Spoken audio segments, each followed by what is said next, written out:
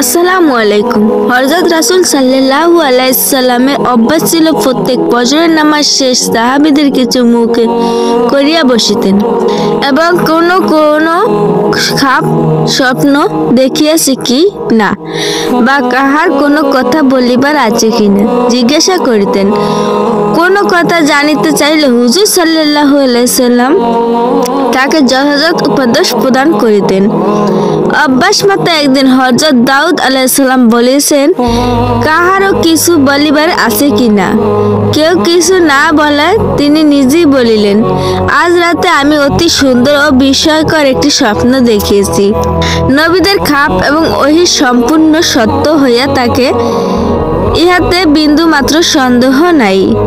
দেখিলা দুই ব্যক্তি একটি নিকট আসিয়া আমাকে হাতে ধরিয়া এক পবিত্র স্থানের দিকে লইয়া চলিল।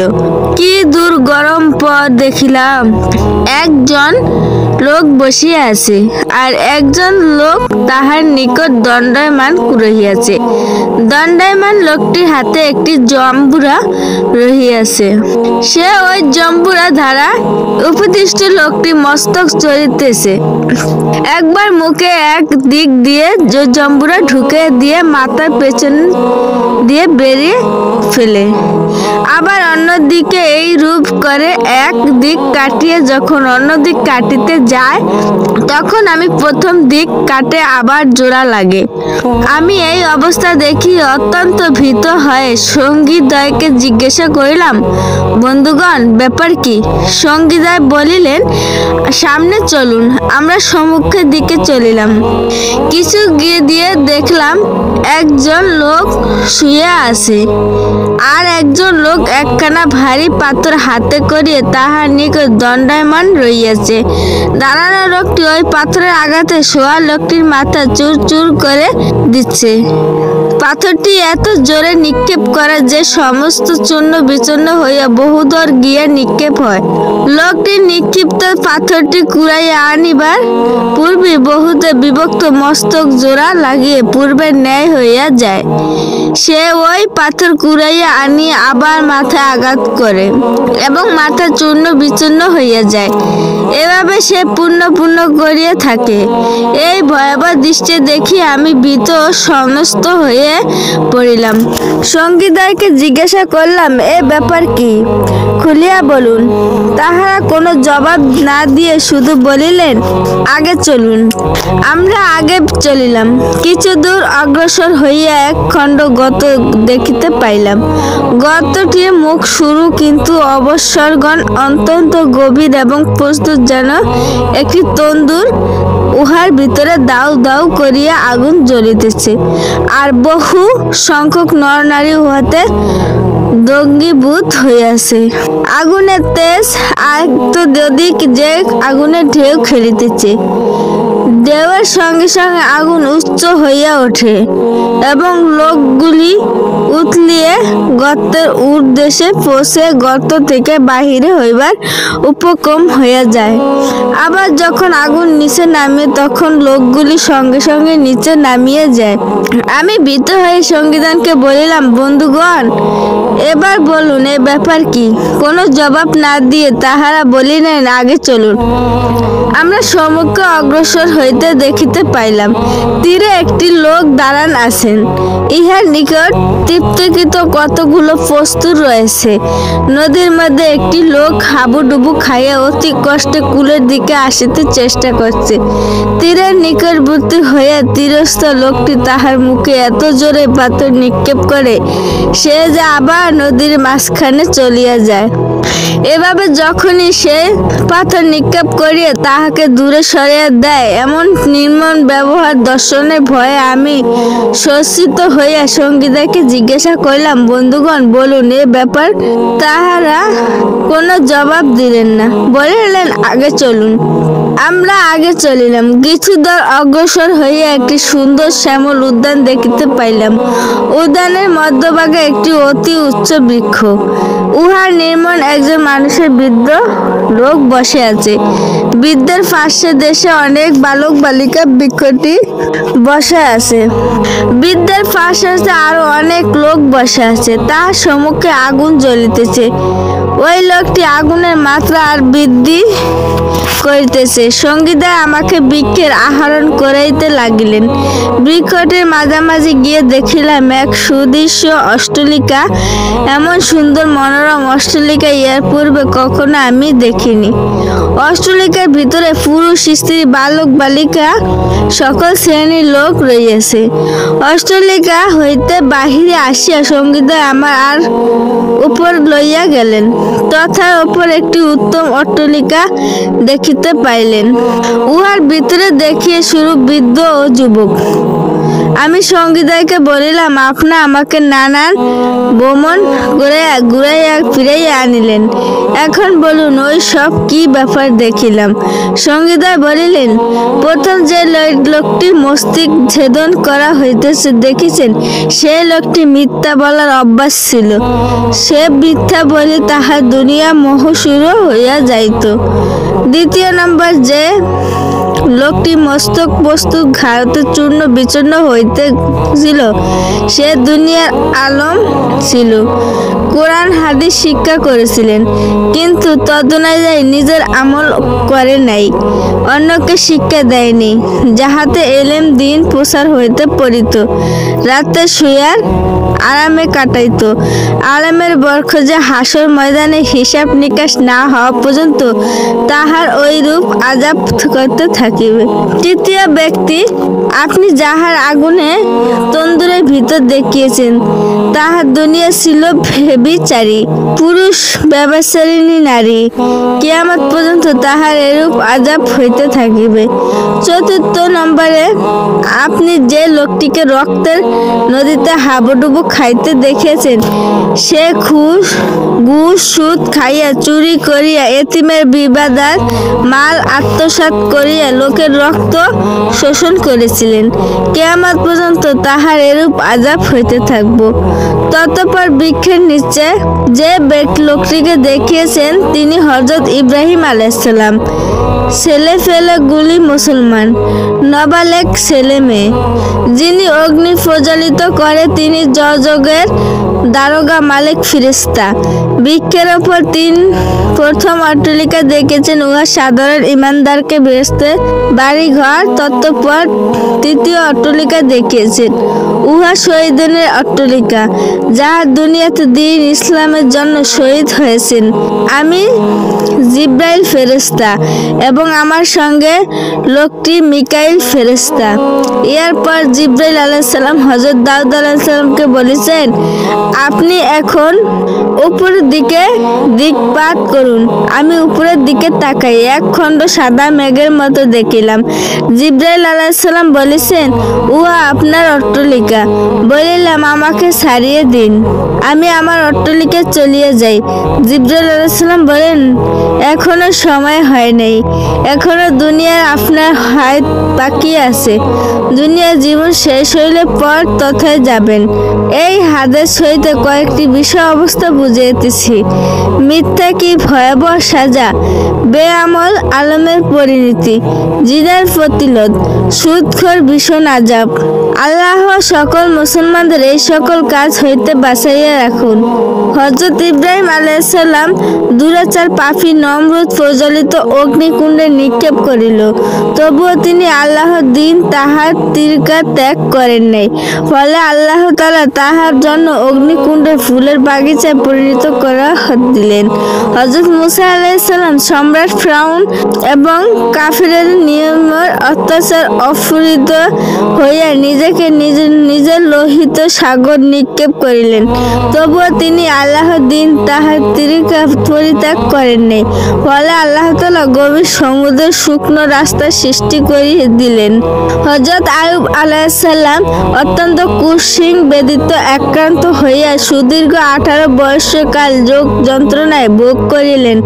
দেশবাসীর নিকট ঘৃণিত অবহেলিত হইয়া রইলেন। ধন সম্পদ, সন্তান সন্ততি সর্বস্ব হারাইয়া নিঃস্ব হইলেন।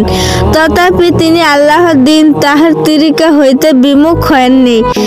তাহার সঙ্গে শুধু তদীয় সদী 26 পেতনি বিবি রহিমা স্বামী সেবায় আত্মনিয়োগ করিয়া রইলেন। বন্ধু বান্ধব, আত্মীয় স্বজন, দেশবাসী সকলেই তাহাকে পরিত্যাগ করিয়া চলে গেল। তিনি সবর করিয়া রইলেন। ধৈর্যশীলতার দরুন আল্লাহ পাক তাহার ধন সম্পদ ও স্বাস্থ্য সমস্ত ফিরিয়ে দিলেন। হযরত সুলাইমান আলাইহিস সালাম অগাধ ধনরাশি এবং অপ্রতিদ্বন্দ্বী সাম্রাজ্যের অধিকারী হইয়া আল্লাহর দিন ও তার তরিকা বিষম হন নাই। আরাম আয়েশ ও বিলাস বেসন গা টালিয়ে দেন নাই। সময়কে বিভিন্নভাবে বিভক্ত করিয়া ন্যায় নীতির সহিত সুচারুরূপে শাসন করিয়া গিয়েছেন এবং যথাযথভাবে আল্লাহর ইবাদত বন্দেগী করিয়া বিন্দুমাত্র ত্রুটি করেননি। নবুয়ত প্রাপ্তির পূর্বে নবী করিম সাল্লাল্লাহু আলাইহি সাল্লাম ব্যবসা করিতেন। একদা কোনো এক ব্যক্তি তাহার প্রতিশ্রুতি দিয়ে বলিয়া গেলেন, আপনি এখানে দাঁড়ান, আমি টাকা আনিতেছি। এই বলিয়া লোকটি চলিয়া গেল। 3 দিনের মধ্যে ফিরিয়া আসিল না। নবী করিম সাল্লাল্লাহু আলাইহি সাল্লাম তাহার সহিত ওয়াদা আবদ্ধ হওয়ার কারণে ওই স্থানে 3 দিন লোকটির অপেক্ষা করিলেন। 4th দিবসে লোকটি ফিরিয়া আসিল, কিন্তু হুজুর সাল্লাল্লাহু আলাইহি সাল্লাম তাহার প্রতি বিন্দু মাত্র অসন্তুষ্টি প্রকাশ করিলেন না। শুধু এতটুকু বলিলেন, ওয়াদা আবদ্ধ, তাই 3 দিন যাবৎ আপনার অপেক্ষায় বসিয়া আছি। নবুয়ত প্রাপ্তির পূর্বে হযরত সাল্লাল্লাহু আলাইহি সাল্লাম যখন যুবক ছিলেন তখন তিনি একটি যুবক সমিতি সংগঠন করতেন। সমিতির কর্মসূচি ছিলেন অসহায় অনাথ এতিম বিবাদে সাহায্য করা, বিদেশি মেহমানদের সেবা করা, বিদেশি পথচারী দুর্বল ও অত্যাচারী অবচার হইতে না দেওয়া। কাফিরগণ যখন আমাদের নূহ নবী সাল্লাল্লাহু আলাইহি সাল্লাম উপর আগন্ত অত্যাচার ও পীড়ন তৎপর, এমনকি শত্রুগণ যখন তাহার হত্যার ষড়যন্ত্র লিপ্ত, তখন 17 জন বিশিষ্ট পালোয়ান তার বাড়িস্থ তাহার গৃহ পরিবেষ্টন করিয়া রাখিয়েছেন। আল্লাহর অফরা মহিমা। ওই রাত্রে আল্লাহ তাআলা হুকুম হইল মক্কা হইতে মদিনায় হিজরত করিয়া তিনি আল্লাহর হুকুম পালন বিলম্ব করিলেন না, করিতে পারেন না। কাফিরে অনেক টাকা পয়সা তাহার নিকট আমানত ছিল। তিনি বালক আলীকে বলিলেন, প্রিয় বৎস, তাহাকে তাহা দিয়ে পারিবে তো? হযরত আলী নির্বাক চিত্রে বলিলেন, আল্লাহ চাহেন তো পারিব। হযরত আলী রাদিয়াল্লাহু তাআলা হযরত বিছানায় চাদর মুড়িয়ে দিয়ে শুইয়া পড়িলেন। এদিকে হযরত দাউদ আলাইহিস সালাম শত্রুর বেড়াজালে বেদ করিয়া গৃহ হইতে বাহির হইয়া গেলেন। তাহার বিন্দু মাত্র টের পাইলেন না। প্রত্যুষ কাফির দল গৃহ প্রবেশ করিল। তাহার চাদরবৃত্ত আলীকে হযরত দাউদ আলাইহিস সালাম মনে করিয়া কেহ বলিল, এক কফি শেষ করিয়া ফেল। কেউ বাধা দিয়ে বলিল, না না, নিদ্রা অবস্থা হত্যা করা কাপুরুষের মতো পরিচায়ক। এরপর বলিল, করিতে করিতে একজন চাদর টান দিয়ে দেখিল সে তো তাহার শিকার হযরত মুহাম্মদ সাল্লাল্লাহু আলাইহি সাল্লাম নয়, এ যে আলী শুইয়া আছে। তাহার বিস্মিত হইল। হযরত আলী দেখাইলেন গচ্ছিত দরবার সমূহ ফেরত দেবার জন্য, আমানতের হেফাজতের জন্য তিনি প্রাণ দিতে প্রস্তুত। ইহাকে বলেন আমানতকারী, ইহার নামই বিস্তরতা। হযরত ইউসুফ আলাইহিস সালাম তখন নবী হন নাই, যৌবন উদ্দাম সময়। তিনি অবস্থান করেন মিশরের প্রধানমন্ত্রীর বাড়িতে। যদি জালেমের তাহাকে গোলাম বানিয়ে বিক্রয় করেছিলেন, তথাপি মন্ত্রী এবং তাহার বেগম সাহেবা তাহাকে অত্যাধিক স্নেহ আদর করতেন। বেগম সাহেবার নাম জুলাইখা। তিনি ছিলেন অনুপমা সুন্দরী। হযরত ইউসুফের অতুলনীয় সৌন্দর্য মুগ্ধ হইয়া জুলাইখা তাহার প্রতি আকৃষ্ট হইলেন। একদিন গৃহের দরজা জানালা তালাবদ্ধ করিয়া জুলাইখা ইউসুফের তাহার কাজ কামায় আহ্বান করিতে লাগলেন। ভীষণ অগ্নি পরীক্ষা। জুলাইখা ইউসুফকে তাহার সহিত প্রেম করিবার জন্য ফুসলাইতে লাগলো। ইউসুফ আলাইহিস সালাম মহা সংকটে পড়িলেন। দরজা তালাবদ্ধ, পালাবার কোনো উপায় নেই। তিনি প্রমাণ রহমত গণিলেন। এই অসহায় অবস্থায় পড়িয়া তিনি খোদার দরবারে বিপদ মুক্তি প্রার্থনা করিতে লাগিলেন। যে ব্যক্তি খাঁটি দিলে আল্লাহর আশ্রয় চায়, আল্লাহ তাকে আশ্রয় দেন। যদিও গৃহ দ্বারা তালাবদ্ধ, তথাপি ভাবিলেন আমার ক্ষমতা যতদূর সম্ভব ততদূর চেষ্টা আমাকে করাইতেই হবে। তিনি হঠাৎ দরজার দিকে দৌড়াইয়া গেলেন। দরজার নিকট উপস্থিত হইয়া আল্লাহর অসীম কৃপায় কুদরত একে একে 7টি দরজা তালা আপনা আপনি খুলিয়া গেল। জুলাইখা তার পিছন পিছন দৌড়াইয়া পিছনের দিক হইতে ইউসুফ আলাইহিস সালামের জামার আঁচল ধরিয়া সজোর আকর্ষণ করিলেন। ফলে জামার আঁচল ছিঁড়ে গেল এবং জুলাইখার অপচেষ্টা ব্যর্থ হইল। ইউসুফ আলাইহিস সালাম নিস্তার পাইলেন এবং চরিত্রকে পবিত্র রাখতে সক্ষম হইল। জুলাইখার ষড়যন্ত্র প্রধানমন্ত্রী ইউসুফ আলাইহিস সালামকে 7 বৎসরের জন্য কারাদণ্ডে আবদ্ধ করিলেন। ইউসুফ আলাইহিস সালাম হাঁপ ছাড়িয়া বাঁচিলেন। তিনি আল্লাহর শুকর করিলেন, বলিতে লাগিলেন, করুণাময় খোদা, চরিত্র অপবিত্র করার চেয়ে কারাগারে আবদ্ধ হয়ে শ্রেয়। জুলাইখার মনোবাসনা পূরণ করিলে ইউসুফ আলাইহিস সালাম কতই না আরামে থাকিত। পরিণীতে পড়িতেন, কিন্তু ইউসুফ আলাইহিস সালাম যৌন লালসার ফাঁদে পড়িলেন না। কারাগারে কষ্টতে আগ্রহে গ্রহণ করিলেন। সর্বশক্তিমান আল্লাহ ভয়ে আপনার নির্মল চরিত্রকে কুলুষিত করেন নাই। তিনি বিশ্বের সংযমের আদর্শ রাখিয়া গিয়েছেন। তাহার অনুধাবন অনুসরণ যোগ্য এই ঘটনা বিবরণ করণের ফাঁকে আল্লাহ রইয়াছেন। ইতিহাসে তাহার নাম স্বর্ণাক্ষর লিখিত আছে এবং থাকিবে। পবিত্র করার চেয়ে কারাগারে আবদ্ধ হয়ে শ্রেয়। জুলাইখার মনোবাসনা পূরণ করিলে ইউসুফ আলাইহিস সালাম কতই না আরামে থাকিত। পরিণীতে পড়িতেন, কিন্তু ইউসুফ আলাইহিস সালাম যৌন লালসার ফাঁদে পড়িলেন না। কারাগারে কষ্টতে আগ্রহে গ্রহণ করিলেন। সর্বশক্তিমান আল্লাহ ভয়ে আপনার নির্মল চরিত্রকে কুলুষিত করেন নাই। তিনি বিশ্বের সংযমের আদর্শ রাখিয়া গিয়েছেন। তাহার অনুধাবন অনুসরণ যোগ্য এই ঘটনা বিবরণ করণের ফাঁকে আল্লাহ রইয়াছেন। ইতিহাসে তাহার নাম স্বর্ণাক্ষর লিখিত আছে এবং থাকিবে। অবচার হইতে না দহক। কাফিরগণ যখন আমাদের নূর নবী সাল্লাল্লাহু আলাইহি সাল্লাম উপর আগন্ত অত্যাচার ও পীড়ন তৎপর, এমনকি শত্রুগণ যখন তাহার হত্যার ষড়যন্ত্র লিপ্ত, তখন 17 জন বিশিষ্ট পালোয়ান তার বাড়িস্থ তাহার গৃহ পরিবেষ্টন করিয়া রাখিয়েছেন। আল্লাহর অফরা মহিমা। ওই রাত্রে আল্লাহ তাআলা হুকুম হইল, মক্কা হইতে মদিনায় হিজরত করিয়া তিনি আল্লাহর হুকুম পালন বিলম্ব করিলেন না, করিতে পারেন না। কাফিরে অনেক টাকা পয়সা তাহার নিকট আমানত ছিল। তিনি বালক আলীকে বলিলেন, প্রিয় বৎস, তাহাকে তাহা দিয়ে পারিবে তো? হযরত আলী নির্বাক চিত্রে বলিলেন, আল্লাহ চাহেন তো পারিব। হযরত আলী রাদিয়াল্লাহু তাআলা হযরত বিছানায় চাদর মুড়িয়ে দিয়ে শুইয়া পড়িলেন। এদিকে হযরত দাউদ আলাইহিস সালাম শত্রুর বেড়াজালে বেদ করিয়া গৃহ হইতে বাহির হইয়া গেলেন। তাহার বিন্দু মাত্র টের পাইলেন না। প্রত্যুষ কাফির দল গৃহ প্রবেশ করিল। তাহার চাদরবৃত্ত আলীকে হযরত দাউদ আলাইহিস সালাম মনে করিয়া কেহ বলিল, এক কফি শেষ করিয়া ফেল। কেউ বাধা দিয়ে বলিল, না না, নিদ্রা অবস্থায় হত্যা করা কাপুরুষের মতো পরিচায়ক। এরপর বলিল, করিতে করিতে একজন চাদর টান দিয়ে দেখিল সে তো তাহার শিকার হযরত মুহাম্মদ সাল্লাল্লাহু আলাইহি সাল্লাম নয়, এ যে আলী শুইয়া আছে। তাহার বিস্মিত হইল। হযরত আলী দেখাইলেন গচ্ছিত দরবসমূহ ফেরত দেবার জন্য, আমানতের হেফাজতের জন্য তিনি প্রাণ দিতে প্রস্তুত। ইহাকে বলেন আমানতকারী, ইহার নামই বিস্তরতা। হযরত ইউসুফ আলাইহিস সালাম তখন নবী হন নাই, যৌবন উদ্দাম সময়। তিনি অবস্থান করেন মিশরের প্রধানমন্ত্রীর বাড়িতে। যদি জালেমের তাহাকে গোলাম বানিয়ে বিক্রয় করেছিলেন, তথাপি মন্ত্রী এবং তাহার বেগম সাহেবা তাহাকে অত্যাধিক স্নেহ আদর করতেন। বেগম সাহেবার নাম জুলাইখা। তিনি ছিলেন অনুপমা সুন্দরী। হযরত ইউসুফের তরুণের সৌন্দর্য মুগ্ধ হইয়া জুলাইখা তাহার প্রতি আকৃষ্ট হইলেন। একদিন গৃহের দরজা জানালা তালাবদ্ধ করিয়া জুলাইখা ইউসুফের তাহার কাজ কামায় আহ্বান করিতে লাগলেন। ভীষণ অগ্নি পরীক্ষা। জুলাইখা ইউসুফকে তাহার সহিত প্রেম করিবার জন্য ফুসলাইতে লাগলো। ইউসুফ আলাইহিস সালাম মহা সংকটে পড়িলেন। দরজা তালাবদ্ধ, পালাবার কোনো উপায় নেই।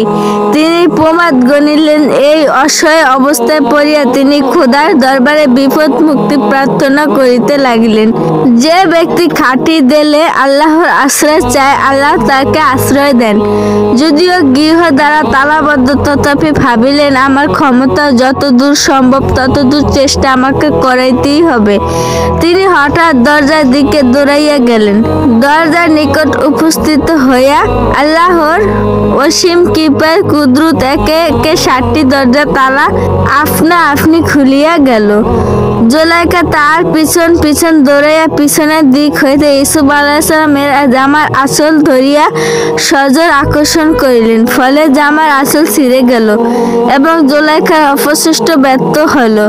ইউসুফ আলাইহিস সালাম নিস্তার পাইলেন এবং চরিত্রকে পবিত্র রাখতে সক্ষম হইল। জুলাইখার ষড়যন্ত্র প্রধানমন্ত্রী ইউসুফ আলাইহিস সালামকে 7 বৎসরের জন্য কারাদণ্ডে আবদ্ধ করিলেন। ইউসুফ আলাইহিস সালাম হাঁপ ছাড়িয়া বাঁচিলেন। তিনি আল্লাহর শুকর করিলেন, বলিতে লাগিলেন, করুণাময় খোদা, চরিত্র অপবিত্র করার চেয়ে কারাগারে আবদ্ধ হয়ে শ্রেয়। জুলাইখার মনোবাসনা পূরণ করিলে ইউসুফ আলাইহিস সালাম কতই না আরামে থাকিত। পরিণীতে পড়িতেন, কিন্তু ইউসুফ আলাইহিস সালাম যৌন লালসার ফাঁদে পড়িলেন না। কারাগারে কষ্টতে আগ্রহে গ্রহণ করিলেন। সর্বশক্তিমান আল্লাহ ভয়ে আপনার নির্মল চরিত্রকে কুলুষিত করেন নাই। তিনি বিশ্বের সংযমের আদর্শ রাখিয়া গিয়েছেন। তাহার অনুধাবন অনুসরণ যোগ্য এই ঘটনা বিবরণ করণের ফাঁকে আল্লাহ রইয়াছেন। ইতিহাসে তাহার নাম স্বর্ণাক্ষর লিখিত আছে এবং থাকিবে। পবিত্র করার চেয়ে কারাগারে আবদ্ধ হয়ে শ্রেয়। জুলাইখার মনোবাসনা পূরণ করিলে ইউসুফ আলাইহিস সালাম কতই না আরামে থাকিত। পরিণীতে পড়িতেন, কিন্তু ইউসুফ আলাইহিস সালাম যৌন লালসার ফাঁদে পড়িলেন না। কারাগারে কষ্টতে আগ্রহে গ্রহণ করিলেন। সর্বশক্তিমান আল্লাহ ভয়ে আপনার নির্মল চরিত্রকে কুলুষিত করেন নাই। তিনি বিশ্বের সংযমের আদর্শ রাখিয়া গিয়েছেন। তাহার অনুধাবন অনুসরণ যোগ্য এই ঘটনা বিবরণ করণের ফাঁকে আল্লাহ রইয়াছেন। ইতিহাসে তাহার নাম স্বর্ণাক্ষর লিখিত আছে এবং থাকিবে।